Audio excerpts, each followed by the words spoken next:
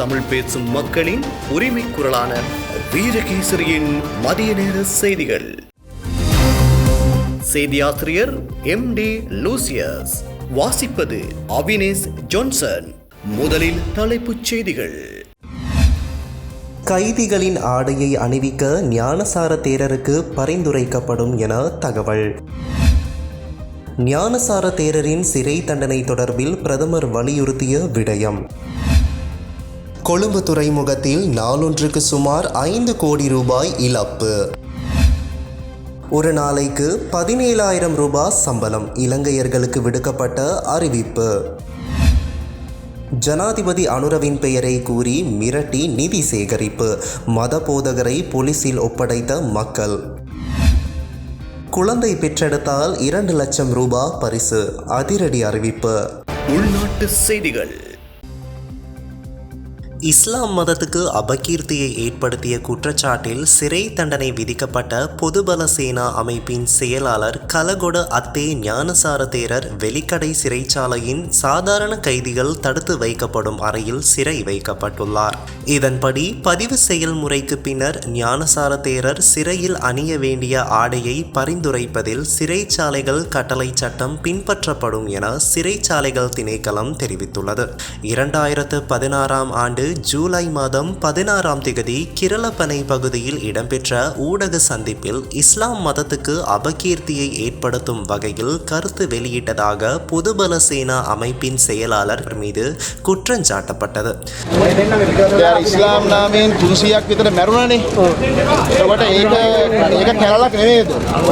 එතකොට මේ වගේ මේ එහෙම අනතුරක් වෙනවයි කියපු පණිවිඩකාරයට පිටි කියන එකනේ දුක. මට ඒකට කම්පාවක්. අපලම ඉන්න.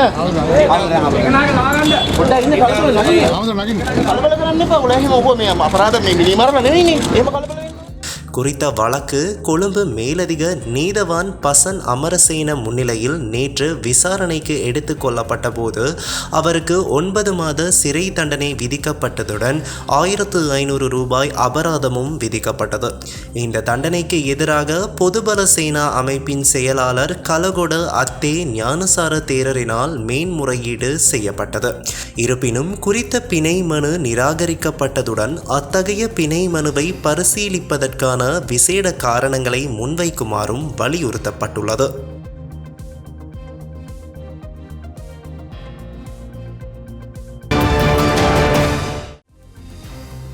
இலங்கையில் இனிமேல் இன மத அவமதிப்புகளுக்கு வன்முறைகளுக்கு இடமே இல்லை என்று பிரதமர் ஹரிணி அமரசூரிய தெரிவித்துள்ளார்.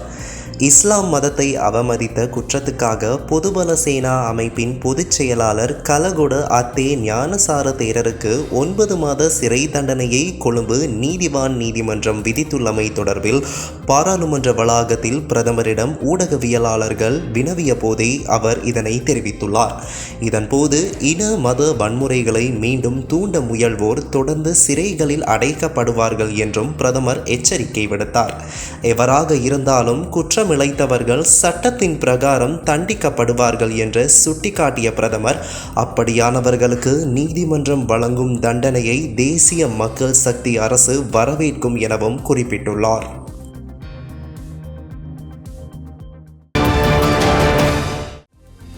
இலங்கை சுங்க திணைக்களத்தில் பொருட்களை அகற்றுவதில் ஏற்பட்டுள்ள தாமத நிலை காரணமாக துறைமுகத்தில் கொள்கலன் போக்குவரத்து நெரிசல் ஏற்பட்டுள்ளதாக தெரிவிக்கப்பட்டுள்ளது.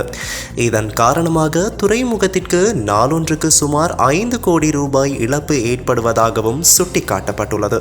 துறைமுகத்திற்கு வெளியே ஒரே உரிமையின் கீழ் உள்ள 3 நிறுவனங்களால் சரக்கு கொள்கலன்களில் சுங்க ஆய்வுகள் தற்போது மேற்கொள்ளப்படுவதாகவும் இதன் விளைவாக பொருட்களை அகற்ற தாமதம் ஏற்படுவதாகவும் சுங்க திணைக்கள தலைவர் தெரிவித்திருந்தார். இந்த பொருட்களை அகற்றுவதற்கு துறைமுக அதிகார சபையிடம் இடமும் வசதிகளும் இருந்தாலும் இந்த அனுமதி பணியை வேறொரு நிறுவனம் மேற்கொள்வதால் துறைமுகத்தின் அன்றாட வருவாய் இழக்கப்படுவதாகவும் சுங்க திணைக்கள அதிகாரி ஒருவர் கூறினார்.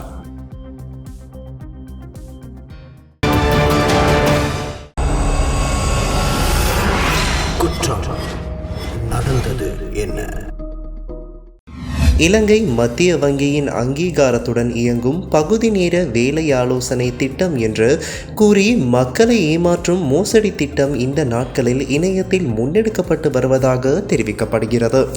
இதற்காக முகநூல் உள்ளிட்ட இணையதள சேவைகள் மூலம் வெளியாகும் விளம்பரத்தில் அங்கு பணிபுரியும் இடம் வீட்டு அலுவலகம் என குறிப்பிட்டு இணையதளம் மூலம் இப்பணியை மேற்கொள்ள ஸ்மார்ட் போன் அல்லது கணினி தேவை என விளம்பரத்தில் குறிப்பிடப்பட்டுள்ளது. வாட்ஸ்அப் மூலம் இந்த வேலை திட்டத்துடன் இணைக்க முடியும் என்றும் இந்த பகுதி நேர வேலையின் மூலம் தினசரி 17,500 முதல் 46,000 ரூபாய் வரை எளிதாக சம்பாதிக்க முடியும் என்றும் குறிப்பிடப்பட்டுள்ளது. முடிக்கப்பட்ட ஒரு பணிக்கு 1,500 ரூபாய் உதவித்தொகை வழங்கப்படும் என்று கூறப்படுகிறது. இதில் சேருபவர்கள் தினமும் 3 நிமிடங்களில் தங்களுக்கு உரிய கமிஷனை பெற்றுக்கொள்ளலாம் என கூறப்பட்டாலும் இந்த வேலையின் நிலை என்ன என்பதை விளம்பரதாரர்கள் குறிப்பிடவில்லை. இதில் சம்பந்தப்பட்டவர்கள் பதிவு செய்ய 2,000 ரூபாவை கணக்கில் வரவு வைக்க வேண்டும் என்றும் அதன் பிறகு அவர்களுடன் இணைக்கப்பட்ட தொலைபேசி இணைப்பு இந்த மோசடி ஆட்கடத்தல்காரர்களால் துண்டிக்கப்படும் என்றும் கூறப்படுகிறது. இலங்கை மத்திய வங்கி ஈடுபட்டுள்ளதாக அறிவித்ததன் காரணமாக இந்த இணைய மோசடியில் பெருமளவானோர் சிக்கியுள்ளதாகவும் தெரிவிக்கப்படுகிறது. ஆஸ்திரேலியா செல்லும் விமானத்தில் பயணித்த பெண் ஒருவரை பாலியல் துஷ்பிரயோகத்துக்கு உட்படுத்திய குற்றச்சாட்டின் பேரில் இலங்கையர் ஒருவருக்கு எதிராக நீதிமன்றில் தொடரப்பட்ட வழக்கில் குற்றம் சாட்டப்பட்டவருக்காக நாட்டை விட்டு வெளியேற தடை விதிக்கப்பட்டுள்ளது. இலங்கையிலிருந்து ஆஸ்திரேலியா பயணித்த விமானத்தில் 41 வயதான குறித்த சந்தேக நபர் தன்னை பாலியல் துஷ்பிரயோகத்துக்கு உட்படுத்தியதாக பெண் பயணியொருவர் விமான ஊழியர்களிடம் முறைப்பாடு செய்திருந்தார். இதையடுத்து டிசம்பர் 18ஆம் தேதி மெல்பர்ன் விமான நிலையத்தில் வைத்து சந்தேக நபரான இலங்கையர் கைது செய்யப்பட்டிருந்தார். இந்த நிலையில் அவருக்கு எதிரான வழக்கு நேற்று வியாழனன்று மெல்பர்ன் நீதவான் நீதிமன்றில் வந்த நிலையில் நாட்டை விட்டு வெளியேற தடை உத்தரவு பிறப்பிக்கப்பட்டுள்ளது. சந்தேக நபருக்கு எதிரான குற்றம் நிரூபிக்கப்பட்டால் அதிகபட்சமாக 7 ஆண்டுகள் சிறை தண்டனை விதிக்கப்படும் என கூறப்படுகின்றது. ஜனாதிபதி அனுரகுமார திசாநாயக்கவின் பெயரையும் தேசிய மக்கள் சக்தி கட்சியின் பெயரையும் பயன்படுத்தி முறைகேடான வகையில் நிதி சேகரித்த சந்தேகத்தின் அடிப்படையில் மதபோதகர் உட்பட 2 கைது செய்யப்பட்டனர். வன்முறையான வகையில் நிதி சேகரிப்பில் ஈடுபட்ட மனித உரிமைகள் செயற்பாட்டாளர் என அறிமுகப்படுத்திய மத போதகர் உட்பட 2 யாழ்ப்பாணம் நெல்லியடி போலீசாரால் கைது செய்யப்பட்டனர். கடந்த 1 வார காலமாக தேசிய மக்கள் சக்தியினையும் அனுரகுமார திசாநாயக்கவின் பெயரை பயன்படுத்தி தம்மை மனித உரிமைகள் செயற்பாட்டாளர் என அறிமுகப்படுத்தியே நிதி சேகரிப்பில் ஈடுபட்டு வந்துள்ளனர்.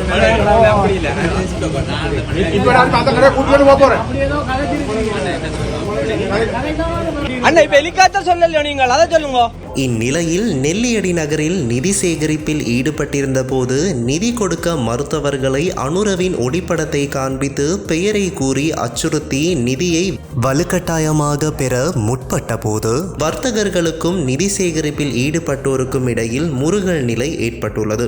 இதனையடுத்து அங்கு கூடிய வர்த்தகர்கள் குறித்த நபர்களை மடக்கி பிடித்து விசாரணை மேற்கொண்டு நெல்லியடி போலீசாரிடம் ஒப்படைத்தனர். போலீஸ் நிலையத்தில் வைத்து விசாரணைகளை மேற்கொண்ட போலீசார் குறித்த நபர்களை கடுமையாக எச்சரிக்கை செய்த பின் விடுவித்துள்ளனர். குறித்த மதபோதகர் மனித உரிமைகள் செயற்பாட்டாளர் என்று தன்னை அறிமுகப்படுத்தியுள்ளதுடன் சிறுவர்களை பராமரிப்பதற்காகவே இந்நிதி பயன்படுத்தப்படுவதாகவும் தெரிவித்து நிதியை சேகரித்துள்ளார். ஆனாலும் அதற்கான பற்றுச்சீட்டுகள் எவற்றையும் வழங்கியிருக்கவில்லை. நிதி கொடுக்க மறுத்தவர்களை எலிக்காய்ச்சல் வந்து சாவாய் என்றும் அனுரவை நான் தான் யாழ்ப்பாணம் அழைத்து வந்தேன் எனவும் அனுர ஆட்களை பற்றி தெரியும் தானே என அச்சுறுத்தியுள்ளமை குறிப்பிடத்தக்கது. இன்று முதல் அடுத்த சில நாட்களில் நாட்டின் வடக்கு, வடமத்திய மற்றும் கிழக்கு மாகாணங்களிலும் மாத்தளை மற்றும் நுவரெலியா மாவட்டங்களிலும் மழை அதிகரிக்கும் என வளிமண்டலவியல் திணைக்களம் அறிவித்துள்ளது. அந்த மாகாணங்களில் அவ்வப்போது மழை பெய்யக்கூடும் எனவும் சில இடங்களில் 75 மில்லிமீட்டருக்கும் அதிகமான ஓரளவு பலத்த மழை பெய்யும் வாய்ப்பு உள்ளதாகவும் தெரிவித்துள்ளது. மேற்கு சப்ரகமுவ தென் மாகாணங்களிலும் கண்டி மாவட்டத்திலும் மாலை அல்லது இரவில் இடியுடன் கூடிய மழை பெய்யலாம் என எதிர்பார்க்கப்படுகிறது. வடக்கு, கிழக்கு, வடமத்திய, வடமேல் மாகாணங்களிலும் ஹம்பாந்தோட்டை மாவட்டத்திலும் மணிக்கு 30 தொடக்கம் 40 கிலோமீட்டர் வேகத்தில் காற்று வீசும் என தெரிவிக்கப்பட்டுள்ளது. மேற்கு, சப்ரகமுவ, மத்திய, தெற்கு மற்றும் ஊவா மாகாணங்களில் சில இடங்களில் காலை வேளையில் பனிமூட்டம் காணப்படும் எனவும் அறிவிக்கப்பட்டுள்ளது. இடியுடன் கூடிய மழை பெய்யும் போது பலத்த காற்று வீசும் வாய்ப்பு உள்ளதால் பொதுமக்கள் மின்னல் தாக்கத்தால் ஏற்படக்கூடிய பாதிப்புகளை தவிர்க்க தேவையான முன்னெச்சரிக்கை நடவடிக்கைகளை மேற்கொள்ளுமாறு வளிமண்டலவியல் திணைக்களம் அறிவுறுத்தியுள்ளது. வெளிநாட்டு செய்திகள். பிறப்பு வீதத்தை அதிகரிக்க திட்டமிட்டுள்ள ரஷ்யா குழந்தை பெற்றெடுக்கும் 25 வயதிற்கு உட்பட்ட பெண்களுக்கு 2,88,000 ரூபாய் பரிசுத் தொகை வழங்க இருப்பதாக அறிவித்துள்ளது.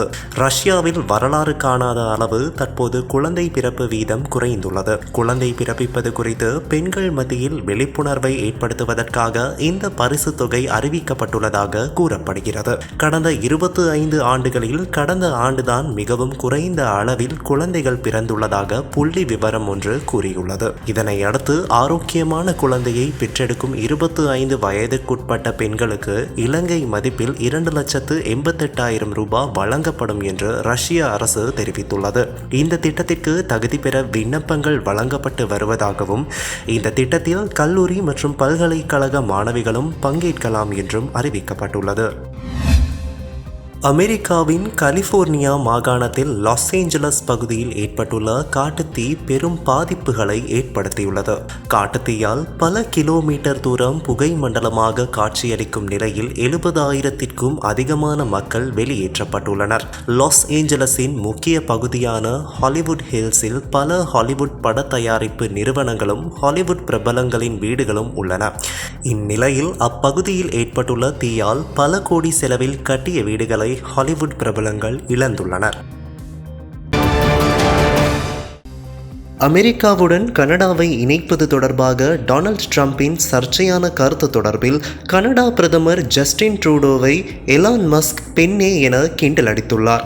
அமெரிக்காவின் 51வது மாகாணமாக கனடாவை இணைக்க முனைப்பு காட்டி வரும் டொனால்ட் ட்ரம்ப் அதற்காக அந்நாட்டின் மீது பொருளாதார அழுத்தத்தை கொடுப்பேன் என்றும் அச்சுறுத்தியுள்ளார். அமெரிக்க கொடியால் வரையப்பட்ட இரு நாடுகளின் ஒருங்கிணைந்த வரைபடத்தையும் அவர் பகிர்ந்துள்ளார். இந்நிலையில் இதற்கு பதிலடி கொடுத்துள்ள கனடா பிரதமர் ஜஸ்டின் ட்ரூடோ கனடாவை அமெரிக்காவுடன் இணைக்க வாய்ப்பில்லை என தனது எக்ஸ் பக்கத்தில் பதிவிட்டுள்ளார். இதனை அடுத்து ஜஸ்டின் ட்ரூடோவின் இந்த எக்ஸ் பதிவிற்கு எலன் மஸ்க் கிண்டலாக பதில் அளித்துள்ளார். அதில், பெண்ணே, இனிமேல் நீங்கள் கனடாவின் ஆட்சியாளராக இருக்கப் போவதில்லை, ஆகவே நீங்கள் என்ன சொன்னாலும் பரவாயில்லை என்று பதிவிட்டுள்ளார். கனடா பிரதமராக கடந்த 9 ஆண்டுகள் பதவி வகித்து வந்த ஜஸ்டின் ட்ரூடோ தனது பிரதமர் பதவியிலிருந்து விலகப் போவதாக ஜனவரி 6ஆம் தேதி அறிவித்தமை குறிப்பிடத்தக்கது.